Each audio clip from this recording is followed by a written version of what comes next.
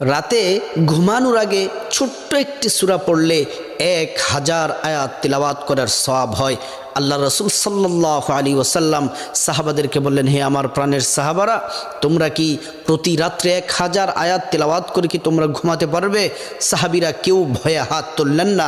সিদ্দিক আকবর, আবু বকর সিদ্দিক, হজরত ওমর, হজরত ওসমান আলী কেউ হাত তুললেন না। আল্লাহ রসুল সাল্লাল্লাহু আলাইহি ওয়াসাল্লাম বললেন, তোমরা কি কোরআনের সেই ছোট্ট সূরাটি তাকাসুর কি তোমরা কি পাঠ করতে পারো?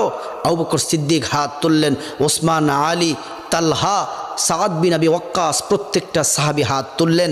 আল্লাহ রাসূল বললেন, ঘুমানোর আগে তোমরা যদি সূরাতুত তাকাসুর, আলহাকুমুত তাকাসুর হাত্তা যুরতুমুল মাকাবির এই সূরাটি পড়ে তোমরা যদি ঘুমাও, তাহলে তোমরা 1000 আয়াত তেলাওয়াত করলে যে সওয়াব হবে, এই ছোট্ট সূরাটি পড়ে ঘুমালে তোমরা তত বেশি সওয়াব পাবে। আল্লাহ তাআলা